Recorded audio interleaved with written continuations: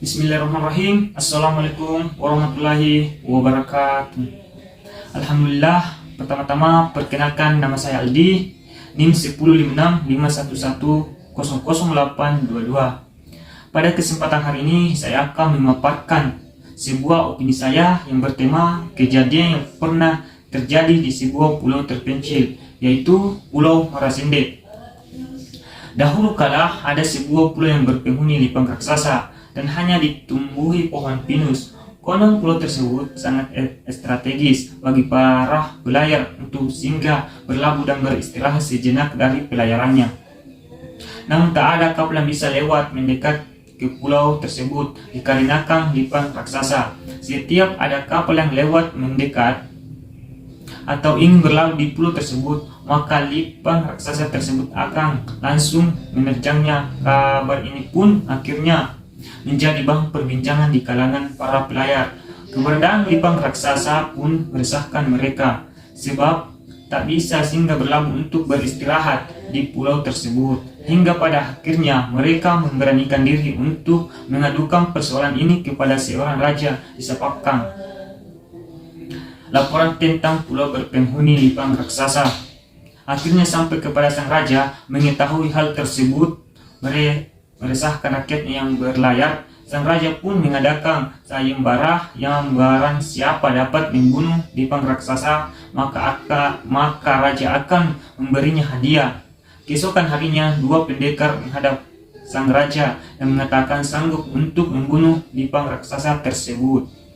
Kedua pendekar tersebut bernama Lasampeng yang berasal dari Bawean dan Lasumang yang berasal dari Mandar.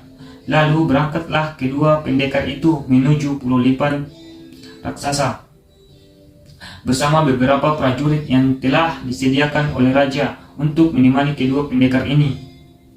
Sesampai di pulau waktu menjelang fajar, keadaan di sana masih sunyi. Ternyata lipang yang ada di pulau tersebut masih terlelap. Kedua pendekar mengedap-ngedap mencoba memastikan jumlah lipang raksasa yang melakukan. Mereka mengetahuinya bahwa lipang tersebut berjumlah 2. Setelah mengetahuinya dengan pasti, mereka pun membangunkan lipang raksasa dengan membunyikan pedangnya. Maka terbanglah kedua lipang raksasa. Pulau tersebut bergetar layaknya gempa.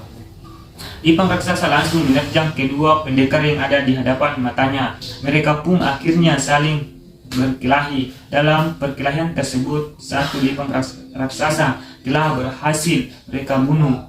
Pendekar Lasampeng melihat hal ini. Pendekar Lasumang mencoba menusuk lipang raksasa dari belakang, namun tak berhasil. Pendekar Lasampeng lalu berkata pada pendekar Lasumang, "Hei kawan, sesungguhnya kau tidak akan bisa membunuhnya dengan menikamnya dari belakang, sebab kulit punggungnya sangat keras dan tebal. Namun jika kamu mau, tusuklah dari depan perutnya."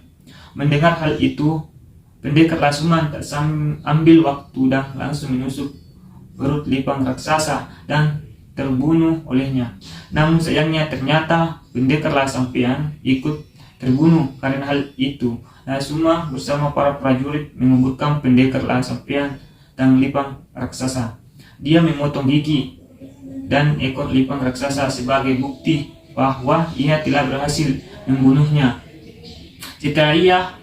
Setelah itu pendekar Lasumang dan para prajurit kembali bergegasan pulang untuk menemui sang raja dan menunjukkan bukti keberhasilannya membunuh lipang raksasa tersebut. Lalu setelah itu menyebarlah kabar bahwa lipang raksasa telah terbunuh. Mereka pun sudah bisa dengan bebas berlayar di dekat pulau dan berlabuh di pulau tersebut. Untung beberapa tahun kemudian orang-orang mulai bermukim di pulau ini. Mereka kebanyakan adalah orang-orang berasal dari kampung Lasumang, yaitu kampung Mandar. Pulau tersebut akhirnya dinamai dengan Pulau Marasinde. Marasinde berasal dari bahasa Mandar. Asal katanya dari Mara dan Sembe. Mara berarti marah, Sembe berarti menyerang. Pulau ini dinamai Pulau Marasinde mengingat bahwa sebelumnya pulau ini berpenghuni lipang raksasa yang selalu marah dan menyerang setiap kapal yang lewat di sekitaran pulau tersebut. Dan sampai saat ini Pulau Marasinde beberapa orang masih mengenalnya dengan Pulau Lipan. Orang-orang juga masih percaya bahwa saat ini masih ada banyak lipan di Pulau Marasende. Bagi para penduduk asli Pulau Marasende ini, mereka percaya bahwa ada kuburan lipan yang bermisahkan pohon pinus di pulaunya. Mereka menganggap bahwa lipan adalah ciri khas pulaunya. Setiap mereka pergi berlayar dan kembali ke pulau, alhamdulillah, akhirnya kehidupan di Pulau Marasende tersebut sudah membaik. Bahkan Pulau Marasende itu dikenal sebagai pulau yang sangat misterius karena adanya lipan tersebut. Kemudian Pulau Marasende juga memiliki sebuah tempat wisata di mana tempat itu sangat terkenal di kalangan masyarakat Pulau Marasende. Bukan cuma di kalangan masyarakat Pulau Marasende, tetapi di luar daerah pun mengakui bahwa Pulau Marasende memiliki beberapa tempat wisata yang sangat indah dan juga dikenal sebagai pulau bersih dan mandiri di antara pulau-pulau yang lain.